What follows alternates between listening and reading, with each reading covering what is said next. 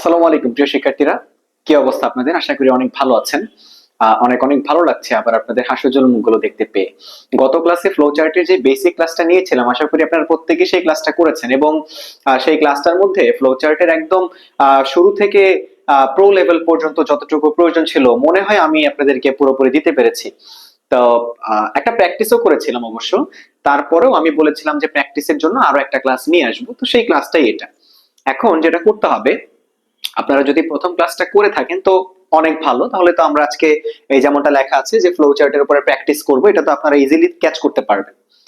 আর যদি এমন কেউ থাকেন যে না আজকেই আপনি ফ্লো চার্টের প্রথম ক্লাসটা দেখছেন, তাহলে দয়া করে একটু কষ্ট করে ধৈর্য নিয়ে নোট খাতা নিয়ে ফ্রেশ মাইন্ড নিয়ে প্রথম ক্লাসটা করে আসতে হবে। তাহলে দেখবেন যে এই ক্লাসটা আমি যতটুকু আহ আমি যেভাবে নিব তার আগে আপনি নিজে এটাকে সলভ করে ফেলতে পারবেন। ঠিক আছে? সো তাহলে আমরা শুরু করি আজকের ক্লাসটা। হ্যাঁ, আমরা আজকে ফ্লো চার্টে প্র্যাকটিস করব এবং প্র্যাকটিসে আমি দুইটা কোশ্চেন রেখেছি আপনাদের জন্য। প্রথম কোশ্চেনে একটু চলে আসি। ঠিক আছে, দেখেন আহ, এই যে গল্পটা আপনারা দেখতে পাচ্ছেন এই মুহূর্তে স্ক্রিনে, এই গল্পটা আপনাদের টেক্সট বুক থেকে নেয়া। অ্যাডোলসেন্স নামে একটা লেসন আছে, সেই লেসনের একটা অংশ, খুবই ছোট একটা অংশ, মোটামুটি 7-8 লাইনের একটা গল্প হবে আর কি। তো সেখান থেকে আমরা আজকে এই ফ্লোচার্টটা কমপ্লিট করা ট্রাই করব। তো সবার আগে আমি একটু সময় চেয়ে নিচ্ছি আপনাদের কাছ থেকে। যারা প্যাসেজটা পড়েন নাই দয়া করে একটু প্যাসেজটা পড়ে নেন, ভিডিওটা পজ করে এখনই প্যাসেজটা পড়ে নিন। সো একটু যদি গল্পটা দেখি তাহলে আমরা দেখতে পারবো এখানে আসলে অ্যাডোলসেন্স এর বিভিন্ন পিরিয়ড নিয়ে কথা বলা হচ্ছে। অ্যাডোলসেন্স শব্দটার অর্থ আশা করি আপনারা সবাই জানেন, বয়সন্ধিকাল। এই বয়সন্ধিকালের কিছু প্রিপারেশন সম্পর্কে এখানে বলা হচ্ছে। এই যে বয়সন্ধিকালের কিছু প্রিপারেশন বলা হচ্ছে, এরপরে কিছু চেঞ্জ আসবে আমাদের, সেই চেঞ্জ গুলির কথা বলা হচ্ছে, কিছু ক্যারেক্টারিস্টিক বা বৈশিষ্ট্যের কথা বলা আছে। ফ্যাক্ট ওটা না, আমি আশা করি গল্পটা আপনারা পড়ে নিয়েছেন। তো পড়ে থাকলে এখন একটু এই জায়গাটাতে আসেন। Read the following text and make a flow chart showing the major characteristics of adolescence. তাহলে এই যে ফ্লো চার্টের টপিকটা, আপনারা খুব ভালো মতো জিনিসটাকে আগে দেখে রাখেন যে মেজর ক্যারেক্টারিস্টিক্স গুলো কি। কার মেজর ক্যারেক্টারিস্টিক্স? অ্যাডোলসেন্সের মেজর ক্যারেক্টারিস্টিক্স গুলো খুঁজে বের করতে হবে।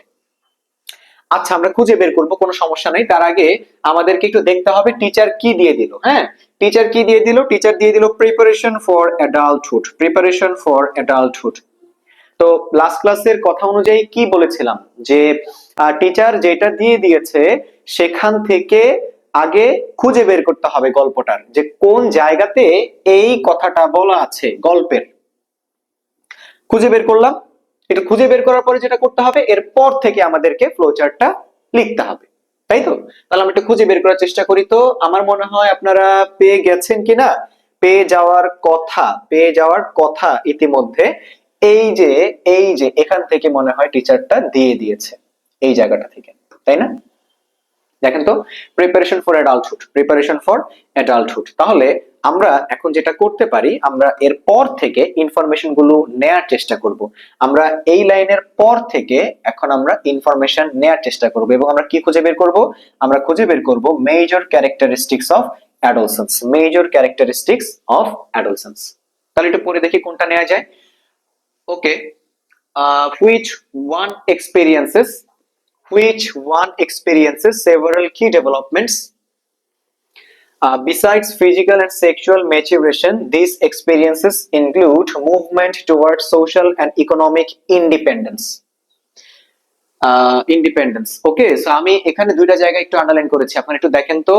অ্যাডোলসেন্সের ক্যারেক্টারিস্টিক্স বা বৈশিষ্ট্যের মধ্যে এই জিনিসটা কি পড়ে না? এই জিনিসটা ফিজিক্যাল এবং সেক্সুয়াল ম্যাচুরেশন আসে। ফিজিক্যাল এবং সেক্সুয়াল ম্যাচুরেশন এটা অবশ্যই অ্যাডোলসেন্সের একটা ক্যারেক্টারিস্টিক্স বা বৈশিষ্ট্য বলা যায়। সো এই লাইনটাকে আমরা চাইলে এখানে চুজ করতে পারি, এই লাইনটাকে আমরা চুজ করতে পারি। একটু পরের লাইনে লিখি। হ্যাঁ, physical and sexual maturation, physical and sexual maturation. তাহলে আমরা নাম্বার 2 দিয়ে এখানে লিখতে পারি ফিজিক্যাল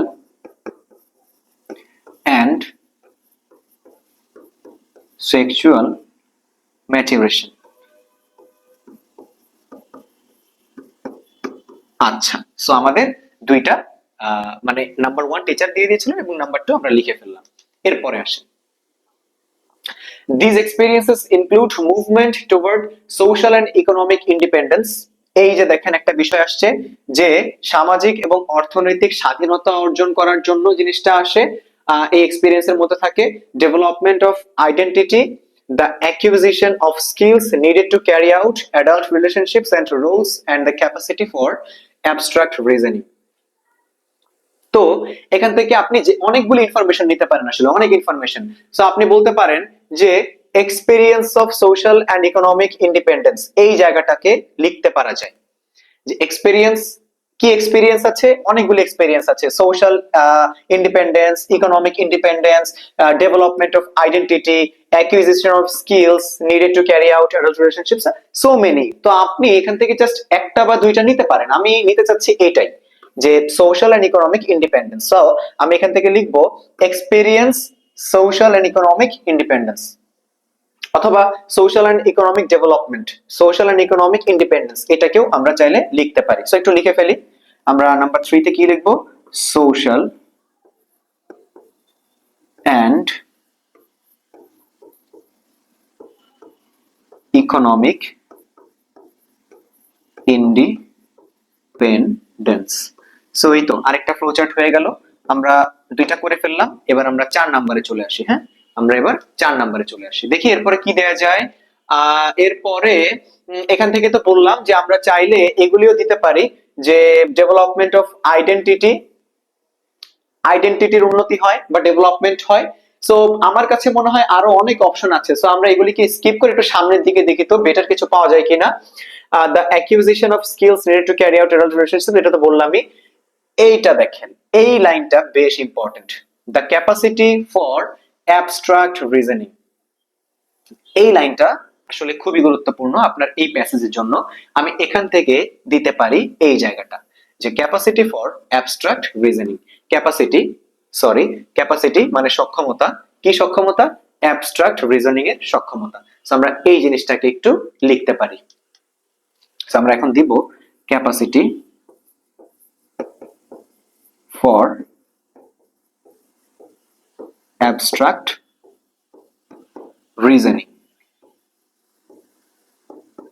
আচ্ছা, সো আমাদের কয়টা হলো, আমাদের 1 2 3টা হলো, আর দুইটা বাকি, নাম্বার 5। আসেন 5 নম্বরে কি দেয়া যায়। While adolescence tremendous growth and potential, it is also a tune of considerable risks during which social context exert powerful influences. Okay, many adolescents face pressure to use alcohol, cigarettes, or other drugs, and to initiate sexual relationships, putting themselves at high risk of international and intentional and unintentional injuries, unintended pregnancies, and sexual transmitted infections, STIs, including the human immunodeficiency virus HIV. Many also experiences a wide range of adjustment and mental health problems. So এখানে একটা ঘটনা আছে, দেখেন এই জায়গাটা থেকে, এই যে এখান থেকে যদি বলি, এখান থেকে একদম গল্পের লাস্ট পর্যন্ত, এখান থেকে গল্পের লাস্ট পর্যন্ত যে কথাগুলি বলা আছে আমরা পড়ে দেখলাম যে এই কথাগুলি না অ্যাডোলসেন্সের কোনো ক্যারেক্টারিস্টিক্স না, সরাসরি অ্যাডোলসেন্সের কোনো ক্যারেক্টারিস্টিক্স না। এই যে পার্টটুকু আছে, আমি একটু লাল কালি দিয়ে দেখাচ্ছি, এই যে এখান থেকে, এই যে এখান থেকে শুরু করে লাস্ট পর্যন্ত এতটুকু পার্টে যেটা বলা হয়েছে সেটা হচ্ছে ডিমেরিটস অথবা রিস্কস অফ অ্যাডোলসেন্ট। সো আমি শুরুতে যেটা বলেছিলাম না আপনাদেরকে যে এখান থেকে অনেকগুলি নেওয়া যায়, বাট আমার গল্পটা অনেক বড় এজন্য একটা নিলাম, হ্যাঁ বাকিগুলি স্কিপ করে আসলাম। এই ভুলটা যখন আমরা করি তখনই আসলে আমাদের দেখা যায় যে গল্পের টপিকটা আর আমাদের আগায় না, ফ্লো চার্টের টপিকের সাথে লাস্টের টপিকটা আর মিলে না, তখনই আসলে ধরা খেয়ে যায়। কথাটা বোঝা গেল? আমি আরেকটু ঠান্ডা মাথায় আপনাদেরকে বুঝাই, আমি এজন্যই আসলে জিনিসটাকে এইভাবে আগিয়ে ক্লাসটাকে এইভাবে নিয়ে গিয়েছি যেন আপনাদেরকে এই বিষয়টা বলতে পারি। তো কি বলতে চাচ্ছি আবার দেখেন, কি বলতে চাচ্ছি আবার দেখেন। সো আমি একটু মুছে দেই বোর্ডটা, খুব ঠান্ডা মাথায় দেখেন, খুব ঠান্ডা মাথায়। ওকে, সো যেটা ছিল আমাদের টপিক কি ছিল যে characteristics of adolescence, characteristics of adolescence. তো আমরা এই গল্পটাকে এখান থেকে যদি পড়ি, এখান থেকে যদি পড়ি তাহলে এইখান থেকে শুরু করে একদম লাস্ট পর্যন্ত এই জায়গাটা পড়ার পরে আমরা দেখলাম এখানে না কোনো ক্যারেক্টারিস্টিক্স নাই, এখানে কোনো ক্যারেক্টারিস্টিক্স নাই, এখান থেকে শুরু করে লাস্ট পর্যন্ত কোনো ক্যারেক্টারিস্টিক্স নাই। এখানে যেটা আছে সেটা হচ্ছে আমরা বলতে পারি রিস্ক অথবা ডিমেরিটস, এই জিনিসটা আছে। আসলে অ্যাডোলসেন্ট যে পিরিয়ডটা, এই পিরিয়ডের কিছু রিস্ক এবং ডিমেরিট সম্পর্কে এখানে বলা আছে। তার মানে ক্যারেক্টারিস্টিক্স কিন্তু এখান থেকে শুরু করে এতটুকুর মধ্যেই লুকায় ছিল। তো আমাদেরকে ফ্লোচার্টটা এখান থেকে এতটুকুর মধ্যেই কমপ্লিট করে ফেলতে হবে। এই লাইনগুলির দিকে তাকিয়ে আসলে লোভ করা যাবে না। এই জন্যই আমি সবসময় আপনাদেরকে বলবো গল্পটা পড়েন। আমি যে ফ্লোতে আগাচ্ছি, স্টুডেন্টরা আসলে এই ফ্লোতেই নর্মালি ক্লাসে আগায় বা পরীক্ষার খাতায় আগায়, এবং দেখা যায় যে পরে গল্পটা অর্ধেক যাওয়ার পরে দেখে যে তাদের টপিকের সাথে আর কোনো মিল নাই। সো আমি সেটাকে মাথায় রেখে কিন্তু এভাবে আগাচ্ছিলাম। হ্যাঁ, so be careful, very careful, যে আমাদের গল্পটা আগানোর আগে গল্পের অর্থ জানতে হবে, গল্পটার টপিক সম্পর্কে জানতে হবে। সো আমরা এবার এটা মাথায় রাখলাম যে আমাদের গল্পটা ফ্লো চার্টের টপিক অনুযায়ী ঠিক এতটুকুই হবে।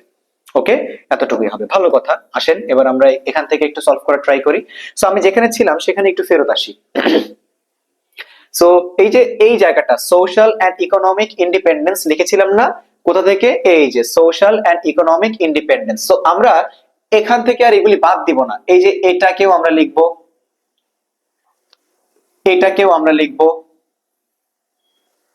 এরপরে আমরা যেটা লিখেছিলাম এইটা তো আমরা একটু আগে লিখেছিলাম। সো এই দুইটা, এই তিনটাকে আমরা এখন লিখতে পারবো। ওকে, সো এই তিনটাকে যদি আমরা এখন লিখি তাহলে এই জায়গাটা মুছে আপাতত আমরা এই ভিতরের জিনিসগুলি লিখি। কি লিখতে চাচ্ছিলাম যে আমরা এখানে চাচ্ছিলাম দেখেন সোশ্যাল এন্ড ইকোনমিক ডেভেলপমেন্টের পরে সোশ্যাল এন্ড ইকোনমিক ইন্ডিপেন্ডেন্স, এরপর আমরা লিখবো ডেভেলপমেন্ট অফ আইডেন্টিটি। আমরা এখানে কি দিব? Development of identity. ওকে, এরপর আমরা কি দিব? Acquisition of skills. Acquisition of skills needed to carry out, এত কিছু দরকার নাই, এতটুকু এগুলি না দিলেও হবে।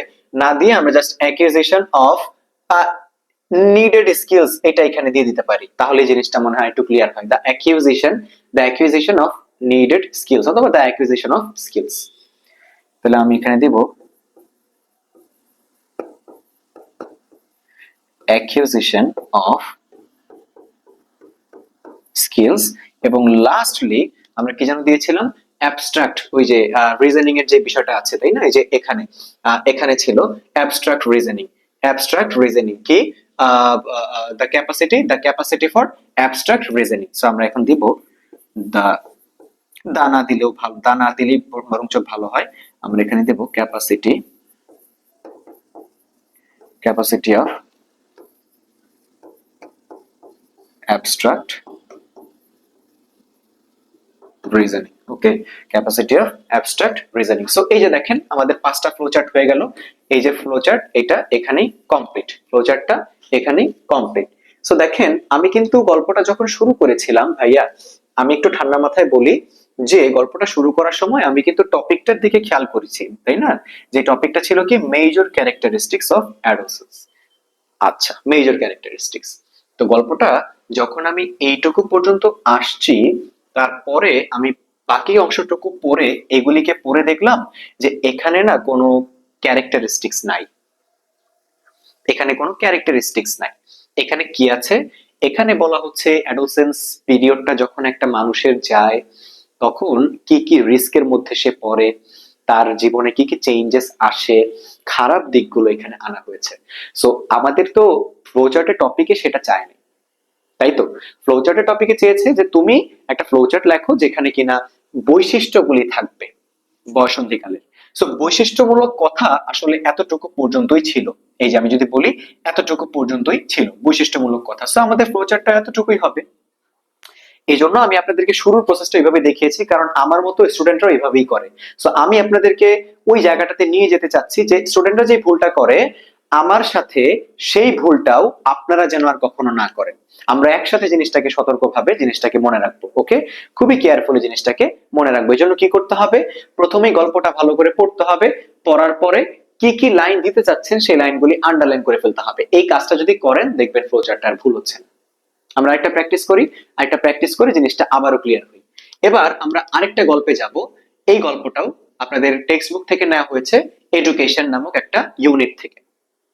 সো আমরা যদি একটু পড়ে দেখি এডুকেশন নিয়ে, এটা আপনারা একটু পড়ে, যারা আছেন ভিডিওটা পজ করে একটু গল্পটা পড়ে নিয়েন। হ্যাঁ, আমি আগে থেকে এখানে সময় বাঁচানোর জন্য লিখে রেখেছি, আমি আর জিনিসটাকে পড়ছি না।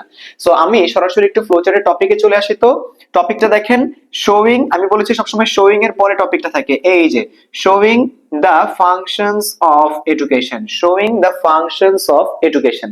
এবার আমরা শিক্ষার বিভিন্ন, এডুকেশনের বিভিন্ন ফাংশন নিয়ে আলোচনা করব। তাহলে টিচারের দিকে একটু দেখতে হবে, টিচার কি দিয়েছে। টিচার দিয়েছে to give knowledge and abilities, to give knowledge and abilities. মনে করে দেখেন, এই যে চেহারাটা টিচার দিল, এই চেহারাটা কি টু প্লাস ভার্ব এর চেহারা না? এবং গত ক্লাস যারা করেছেন তারা খুব ভালো মতোই জানেন যে টু প্লাস ভার্ব যুক্ত ফ্লোচার্ট যদি থাকে, বাকি ফ্লোচার্টের আনসার গুলিও টু প্লাস ভার্ব দিয়েই করতে হবে। এরকম আরো কিছু শিখিয়েছিলাম, ভার্বের সাথে আইএনজিও থাকতে পারে, টু এর পরে ভার্ব আসতে পারে, V3ও আসতে পারে, আবার নাউন ফ্রেজও আসতে পারে। নাউন ফ্রেজ দিয়ে আমরা একটু আগে করেছি। সো এই জায়গাটা কিন্তু টু প্লাস ভার্ব যুক্ত আসছে।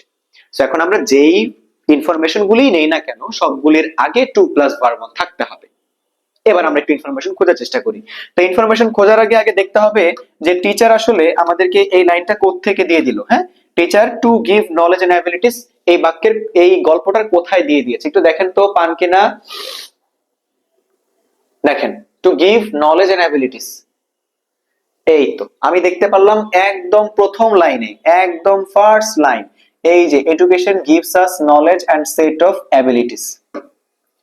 এই জায়গা থেকে কাস্টমাইজ করে টিচার দিয়েছে, এই জায়গা থেকে কাস্টমাইজ করে দিয়েছে। দেখেন, সো এই যে এখান থেকে টিচার গিভস এর আগে এখানে টু গিভ জিনিসটাকে এইভাবে দিল, to give knowledge and abilities, এইটুকু টিচার দিছে, এইটুকু টিচার নিজে দিয়ে দিয়েছে। সো আমরা বাকিটুকু একটু পরে দেখি কোনগুলি নেওয়া যায়। তো to give knowledge and abilities to function meaningfully in life, such as the ability to decide things rationally and make the right choices। খুবই সুন্দর ইনফরমেশন দেওয়ার মতো। কোনটা দেওয়ার মতো ইনফরমেশন একটু দেখেন, একটু দেখেন। আমি যদি বলি এই জায়গাটা, আমি যদি বলি এই জায়গাটা যে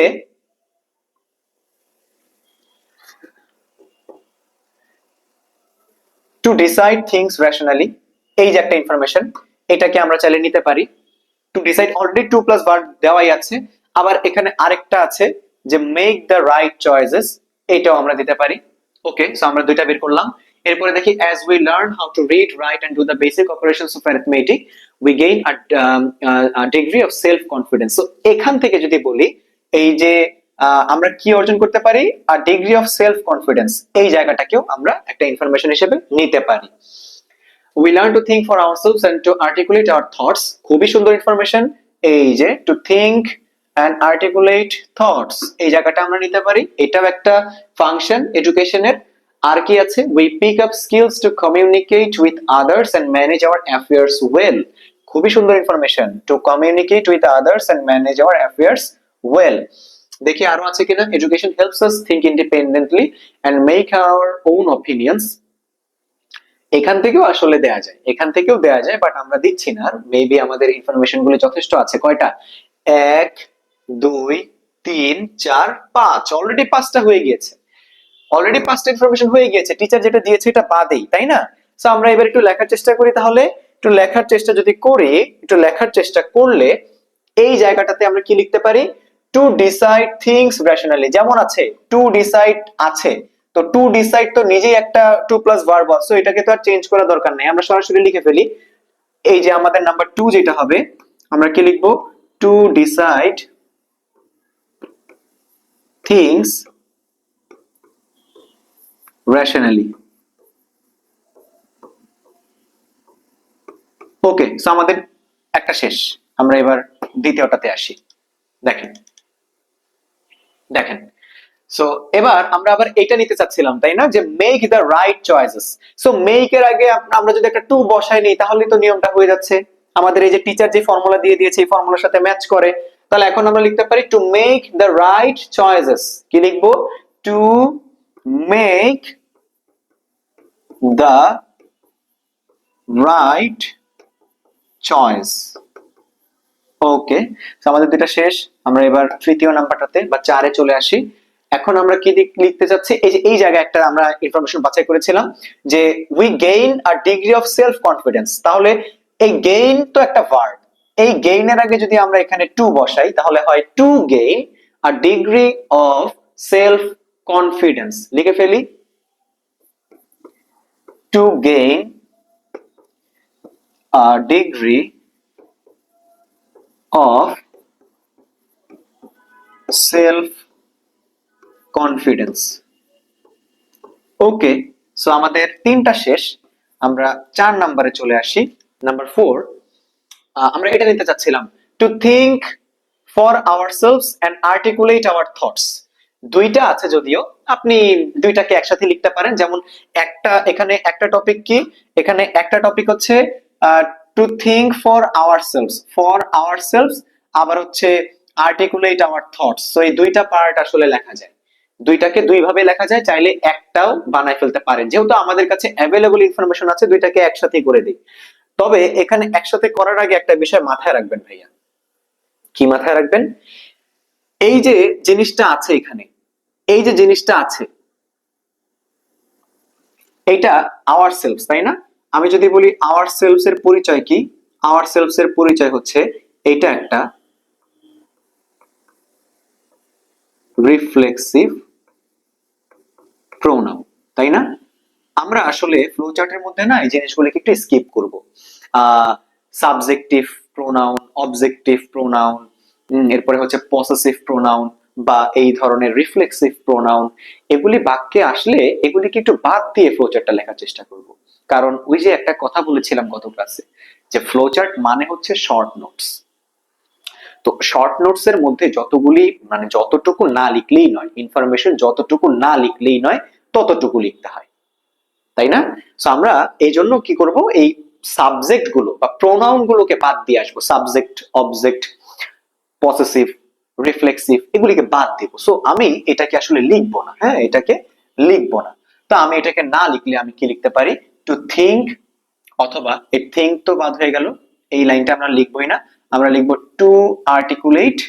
এখানে দেখেন আবার আওয়ার আসছে, আওয়ার একটা অবজেক্ট পসেসিভ, আওয়ার কি একটা পসেসিভ না, সো এটাকে আমরা লিখবো না, আমরা লিখবো টু আর্টিকুলেট থটস। আমরা কি লিখবো, টু আর্টিকুলেট থটস। আমরা এখন লিখবো টু আর্টিকুলেট থটস। ওকে, সো 5টা আমাদের প্রায় 4টা শেষ, লাস্ট ওয়ান, এটা করলে 5টা হবে। আমরা লাস্টে কোনটা নিতে চাচ্ছিলাম, এইটা, to communicate with others and manage our affairs well.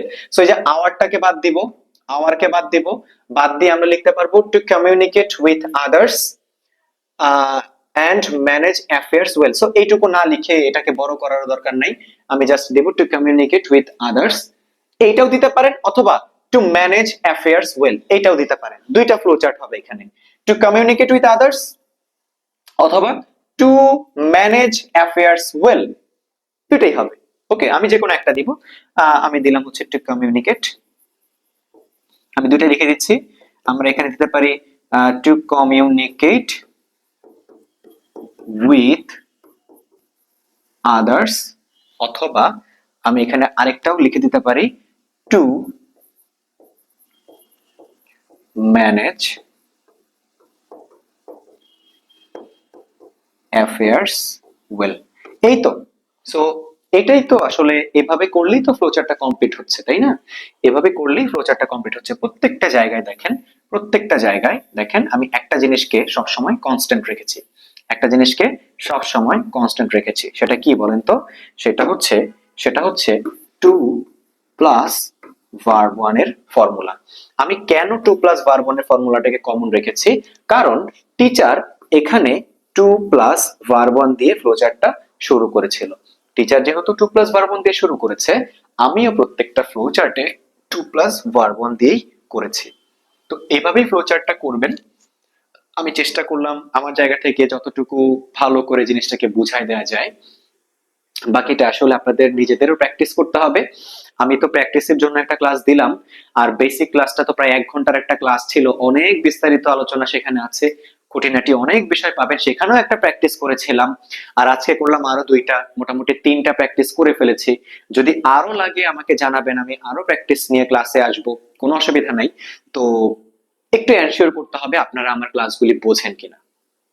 হ্যাঁ, এবং এই ক্লাসগুলো যদি বুঝে থাকেন এবং আপনার যদি একটু উপকার হয়, তাহলে আপনার ফ্রেন্ড যারা আছে, যারা জানে না বা যারা এই বিষয়টা সম্পর্কে খুব একটা আইডিয়া রাখে না, তাদের মাঝে যদি ভিডিওটার লিঙ্কটা একটু দিয়ে দেন, তাহলে আমরা আসলে অনেক বেশি সাপোর্ট পাবো। ওকে, সো আপনাদের এই সাপোর্টটার জন্যই কিন্তু আমরা আসলে এত কষ্ট করে যাচ্ছি এই রোজার মধ্যে। হ্যাঁ, সো আপনারা একটু আপনাদের জায়গা থেকে আমাদের জন্য দোয়া করবেন, সাপোর্ট দিবেন। এবং সবশেষে আমি এখানেই ক্লাসটাকে কমপ্লিট ঘোষণা করছি, আমাদের ফ্লো চার্টের টপিকটা। ফ্লো চার্টটা এখানেই শেষ করছি। আপনাদের যে কোনো ধরনের প্রবলেমে আমার সাথে আপনারা ইনবক্সে যোগাযোগ করতে পারেন, আমাদের পেজে মেসেজ দিতে পারেন, বা কমেন্টে জানালেও আমি আপনাদেরকে যথাসম্ভব সাহায্য করার ট্রাই করব, যে কোনো ধরনের হেল্পে সাহায্য করব। সো লাস্টে একটাই কথা, আপনাদের জন্য আসলে লাল গোলাপের একটা শুভেচ্ছা।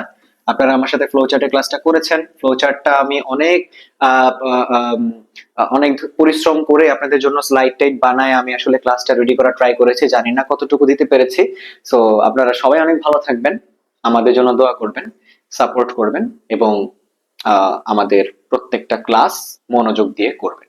ধন্যবাদ। আসসালামু আলাইকুম।